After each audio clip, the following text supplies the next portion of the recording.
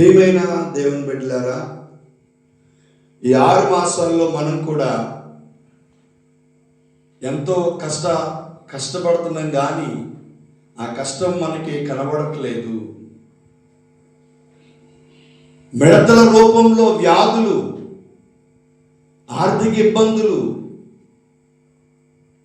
అనేక విధాలుగా మనకి మేలు జరిగేది, మనకి దీవెన కలిగేది, అది మనకి కనబడట్లేదు. మిడతలు ఆనాటి కాలంలో ఎలాగైతే పంటను తినివేసిన రీతిగా ఈరోజు ఈ 6 నెలలు కూడా అనేక సందర్భాల్లో దేవుని కాపుదలలో మనం ఉంటూ నడుచుకుంటూ వచ్చాం. ఇంకొన్ని సందర్భాల్లో పరిపూర్ణమైన స్థితికి రాలేకపోవడానికి అనేక సమస్యల్లో మనం ఉండిపోయాం. ఎందుకంటే కొన్ని మిడతలు మనల్ని సరిచేసే నిమిత్తం, ఇశ్రాయేలు ప్రజల్ని సరిచేసే నిమిత్తం, వారు దేవుని మార్గంలో లేనప్పుడు దేవుడే మిడతల్ని ఆ దేశానికి పంపించారండి.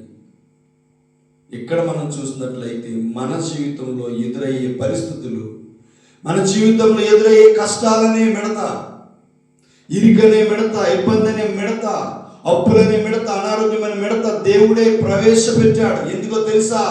మనము సరిచేయబడాలని. దేవునికి స్తోత్రం, హల్లెలూయా.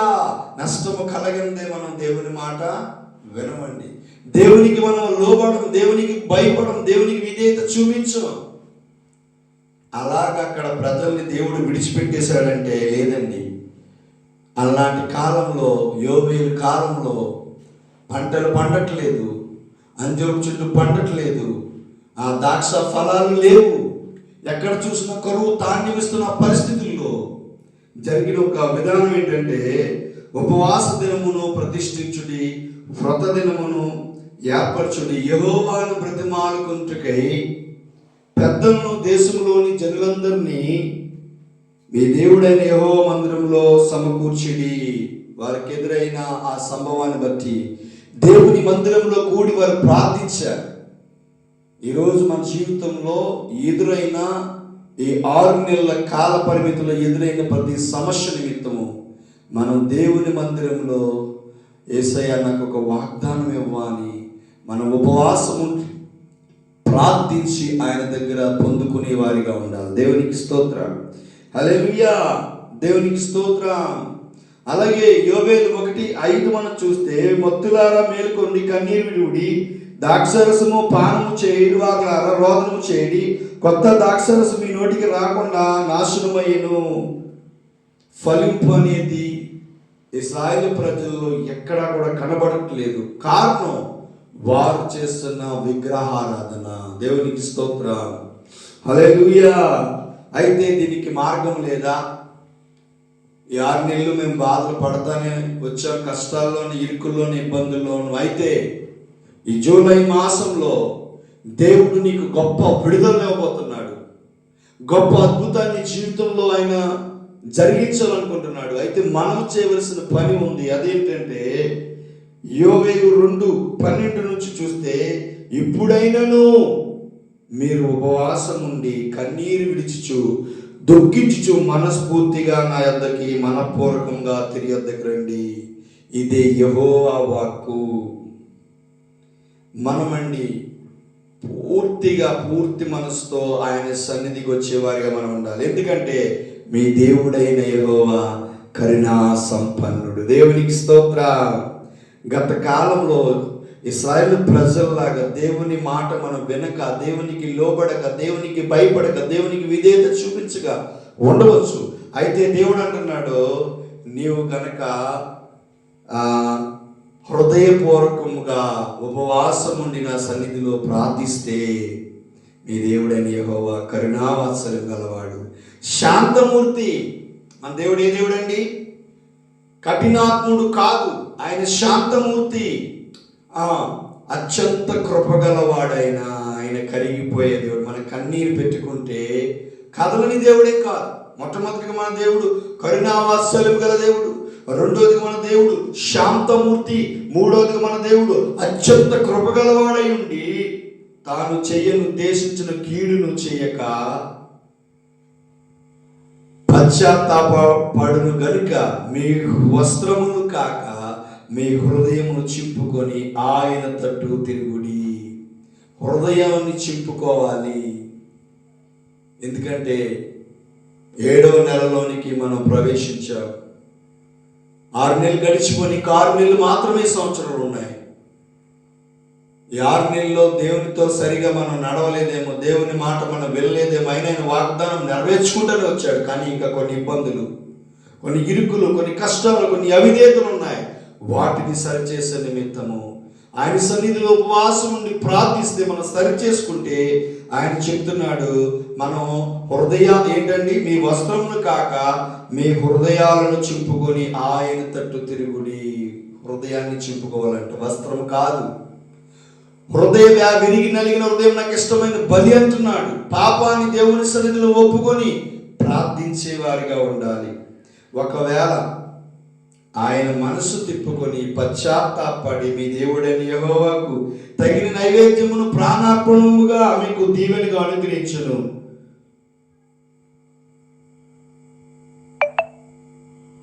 దేవునికి స్తోత్రం, హల్లెలూయా.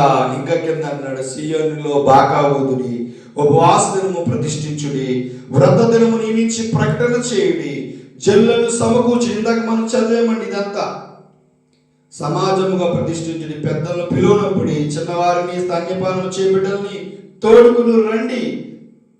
పెండ్లి కుమారుడు అంతఃపురములో నుండి పెండ్లి కుమార్తె గది నుండి రావలీను. చంటి బిడ్డలతో సహా పిలుపునిస్తున్నారండి ఇక్కడ.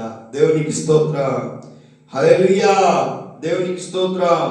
ఇంకా చూడండి, ఆ రీతిగా మనం వచ్చి ఉపవాసం చేస్తే ఇక్కడ చెప్తున్నాడు, అప్పుడు యెహోవా తన దేశమును బట్టి రోషము పూని తన జనుల ఎడల జాలి చేసుకునేను. ఇది ఎక్కడ ఉందంటే యోవేలు 2:18 మనకు కనబడుతుంది. మరియు యెహోవా తన జనులకు ఉత్తరం ఇచ్చినదేమనగా, ఇక్కడ నుండి జూలై నెల వాగ్దానాలు మనకి విడుదలవుతున్నాయి. దేవుడు మన మనసు మార్చుకుంటే, మనము మనస్ఫూర్తిగా ప్రతి పాపాన్ని దేవుని సన్నిధిలో ఒప్పుకుంటే, మనకు మనం తగ్గించుకుంటే, మనకు మనం విధేయత చూపిస్తే ఆయన కొన్ని వాగ్దానాలు మనకు చేస్తున్నాడు. అదేంటంటే, ఇకను అన్యజనుల్లో మిమ్మల్ని అవమానాస్పదముగా చేయక, అన్యజనులలో నీవు ఇక ఈ నెల నుండి నీవు అవమానించబడవు. అవమానం నీకు ఎదురవదు. దేవునికి స్తోత్రం, హల్లెలూయా. మీరు తృప్తి నందునంతగా నేను ధాన్యమును, క్రొత్త ద్రాక్షరసమును, తైలమును మీకు పంపించదను. ఎంత మంచి వాగ్దానం అండి. ఆయన ఏమంటున్నారు ఇక్కడ, మనము తృప్తి పొందినంతగా ధాన్యాన్ని, ఆహారాన్ని ప్రొవైడ్ చేస్తానంటున్నారు, తైలాన్ని ప్రొవైడ్ చేస్తానంటున్నారు. మరియు ఉత్తర దిక్కుని వచ్చి వాటిని మీకు దూరంగా పారద్రోలి ఎండిపోయిన నిష్ఫల భూమిలోకి వాటిని తోలివెత్తును. అవి గొప్ప కార్యములు చేసును కనుక వాటి ముందటి భాగము తూర్పు సముద్రంలోనికి, వెనుకటి భాగము పడమటి సముద్రంలోనికి పడగొట్టుదును. అక్కడ వాటి దుర్గంధము లేచును, అవి కుళ్ళి వాసన కొట్టును. దేశమా భయపడక గంతులు వేయము. ఎందుకు ఈ మాట చెప్తున్నాడండి? పశువులారా భయపడకుడి, గడ్డి బిళ్ళలో పచ్చిక మొలుచును, చెట్లు ఫలించును, అంజూరపు చెట్లు, ద్రాక్ష చెట్లు సమృద్ధిగా ఫలించును. ఈ నెల నుండి దేవుడు నువ్వు ఫలించాలని, నువ్వు ఆయన మాట వింటే, ఆయనకి భయపడితే, ఆయనకి లోబడితే నువ్వు ఫలించాలని ఆయన ఆశపడుతున్నాడు. సియోను జనులారా ఉత్సహించి మీ దేవుడని యెహోవాను సంతోషించుడి, తన నీతిని బట్టి ఆయన తొలకరి వర్షమును మీకు అనుగ్రహించను. ఏమనుగ్రహిస్తారంటండి? తొలకరి వాన, తొలకరి వాన, దీవెన్నెలు కురిపించువాన, పరిశుద్ధాత్మ వాన, నన్ను దర్శించు ఈ సమయాన. మన కోసము మన దేవుడు తొలకరి వర్షాన్ని కురిపిస్తానంటున్నాడు. ఇంకా ఏమంటున్నాడో చూస్తే, వాన కురిపించి పూర్వమందు వలె తొలకరి వర్షమును కడవరి వర్షమును, తొలకరి వర్షము కడవరి వర్షము మనకు అనుగ్రహిస్తానంటున్నాడు. కొట్లు ధాన్యముతో నిండును, మన కొట్లు ధాన్యముతో ఆయన నింపుతానంటున్నారు. కొత్త ద్రాక్షరసము కొత్త తైలమును గానుగులకు పైగా పొర్లిపారును. అంటే అన్ని విషయాల్లో మనకి సమృద్ధినిచ్చి, అన్ని విషయాల్లో ఆయన దీవెనిచ్చి, ఆయన ఆశీర్వాదం ఇచ్చి నడిపిస్తానంటున్నాడు. అయితే ఇక్కడ ఏమంటున్నాడంటే, నేను అన్ని ఇచ్చిన తర్వాత మీరు కడుపారా తిని తృప్తి పొంది మీ కొరకు వింత కార్యములు జరిగించిన మీ దేవుడైన యెహోవా నామమును స్తుతించినట్లు. అన్నీ మనకి ఎందుకు ఇస్తున్నాడండి ఆయన? ఈ జూలై మాసం అనేక వాగ్దానాలు దేవుడు మనకి చేస్తున్నాడు. కారణం ఏంటంటే, మనం అన్నీ తిన్న తర్వాత మర్చిపోవాలని కాదు. అన్నీ తిన్న తర్వాత మీరు కడుపారా తిని తృప్తి పొంది మీ కొరకు వింత కార్యములు జరిగించిన మీ దేవుడైన యెహోవా నామమును స్తుతించినట్లు నేను పంపిన మిడతలను, గొంగలి పురుగులను, పసర పురుగులను, చీడ పురుగులను నా మహాసైన్యం తినివేసిన సంవత్సరముల పంట మరలా నీకిత్తును. ఈ 6 మాసాల్లో ప్రియమైన దేవుని బిడ్డలారా, మనకు రావాల్సిన పంట, మనకు రావాల్సిన ఆదాయము మనం కోల్పోయాం. అనారోగ్య రూపంలో కొంత ధనము కోల్పోయాం. అలాగే మనకి కష్టపడ్డం కానీ ఆ కష్టార్జితము మన చేతిలోనికి రాలేదు. అయితే 7వ నెలలో నీ కష్టార్జితాన్ని ఆయన నిలబెడతానంటున్నాడు. దేవునికి స్తోత్రం. నా జనులు ఇక ఎన్నటికీ సిగ్గునందరూ. ఏదైతే నీవు పోగొట్టుకున్నావో అది సమకూర్చే నెల, అది దేవుడు నీకు తిరిగి ఇచ్చే నెల ఇది. దేవునికి స్తోత్రం. నా జనులు ఇక ఎన్నటికీ సిగ్గునందరూ. అప్పుడు ఇశ్రాయేలు మధ్యలో ఉన్నవాడను నేనే మీ దేవుడని యెహోవానని, నేను తప్ప వేరొక దేవుడు లేడని మీరు తెలుసుకుందురు. ఆయన తెలుసుకునేటట్లు చేస్తాడంట. ఇంకేమనంటే, నా జనులు ఇక ఎన్నడను సిగ్గునందరు. ఇంతవరకు కూడా మనం ఒకవేళ అనేక విషయాలు సిగ్గుపడ్డామేమో. దేవుడు మనకు చేసే వాగ్దానం, నీవు సిగ్గుపడవలసిన పని లేదు. నీకు అన్ని విషయాల్లో నేను నీకు సహాయం చేయబోతున్నాను.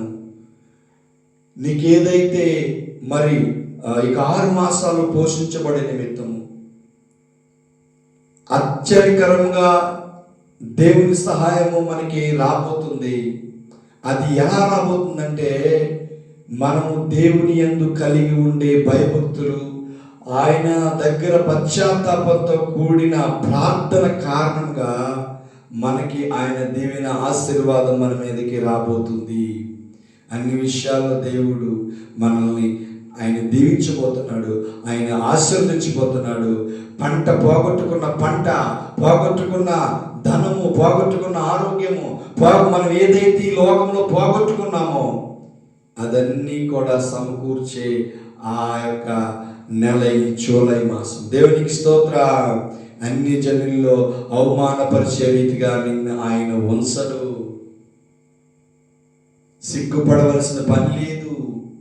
ఆయన ధాన్యానికి, ద్రాక్షరసానికి ఆజ్ఞాపిస్తున్నా అంటున్నాడు. ఎక్కడ ఇటువంటి కొరత లేకుండా ఈ 6 మాసాలు కూడా ఆశ్చర్యకరంగా ఆయన మనల్ని పోషించబోతున్నాడు. ఈ సమయంలో మనం ప్రార్థన చేసుకుందాం. మహిమానిధిడానికి స్తోత్రాలు, మహాగణుడానికి స్తోత్రాలు. ప్రభువా, అనేక మిడతలు ప్రభువా ఈ 6 నెలల్లో నాయన, అయ్యా ఇదిగో నాయన ఆ ప్రభువా అప్పులనే మిడత నాయన, అలాగే నాయన ప్రభువా అనారోగ్యమైన మిడత నాయన, నెమ్మది లేని మిడత, శాంతి లేని మిడత, సమాధానం లేని మిడతల రూపంలో మేము అశాంతికి గురైనప్పుడు మీరు మమ్మల్ని ప్రేమించి, అయ్యా ఇదిగో నాయన ఏదైతే మేము పోగొట్టుకున్నామో ప్రభువా దానిని రీస్టోర్ చేసే నిమిత్తము నాయన మీరు మాకు ఇచ్చిన ఈ అమూల్యమైన వాగ్దానాలు బట్టి వందనాలు ప్రభువా. ఈ నెలలో ఈ వాగ్దానాలు అన్ని ప్రభువా నీ ప్రజలైన వారందరూ పొందుకుందురుగాక. ఈ వాగ్దానాలన్నీ బిడ్డల జీవితంలో నెరవేర్చబడునుగాక. నీ ప్రజలు అవమానపరచడానికి వీల్లేదు ప్రభువా. నీ ప్రజలు నిందలు పాలవడానికి వీల్లేదు. నిందకు ప్రతిగా రెట్టింపు ఘనతను మీరు దయచేయండి నాయన ప్రభువా. నీ బిడ్డలకి మీరు సహాయం చేయండి. నీ బిడ్డలు మీరు ఆదుకోనండి. నీ బిడ్డల కన్నీళ్లు తొడవండి, కష్టాలు తీర్చండి. ఈ నెలలో ఆశ్చర్య రీతిగా ప్రభువా అన్ని విషయాల్లో మీరు సహాయం చేయండి నాయన. అన్ని విషయాలు మీ కృపను అనుగ్రహించండి. నా ప్రజలకు సిగ్గునందరని మీరు వాగ్దానం ఇచ్చారు ప్రభువా. అయ్యా, అనేక వాగ్దానాలు, నేను మిమ్మల్ని పోషిస్తాను, అన్ని విషయాల్లో సహాయం చేస్తాను, అయితే మీరు నన్ను స్తుతించాలని చెప్పిన మాటలను బట్టి మీకు ఎంతగానో కృతజ్ఞతాస్తుతులు చెల్లిస్తున్నాను ప్రభువా.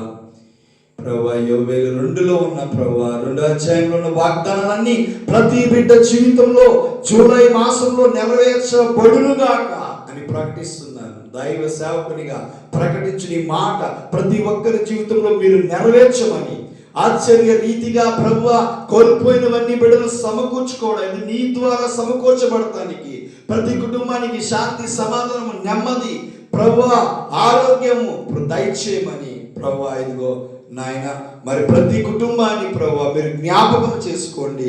అయా స్కూల్ జాయినింగ్స్ విషయంలో ప్రభువా, ఆ ఫీజులు కట్టే విషయాల్లో నాయన, అలాగే ప్రభువా బుక్స్ కొనే విషయాల్లో తండ్రి, స్కూల్స్ రీఓపెన్ చేశారు ప్రభువా, వర్షాకాలముగా ఉంది నాయన. ఈ సమయాల్లో ప్రభువా నీ బిడ్డలు ప్రభువా, ఇశ్రాయేలు ప్రజలు ఏ రీతిగా పగలు మేఘస్తంభం రాత్రి అగ్నిస్తంభంగా ఉండి మీరు నడిపించారు, ఆ రీతిగా నీ ప్రజలు మీరు నడిపించమని, సహాయం చేయమని యేసు నామములో ప్రార్థిస్తున్నాం తండ్రి, ఆమేన్. ప్రభువైన యేసుక్రీస్తు నామములో అందరికీ వందనాలండి.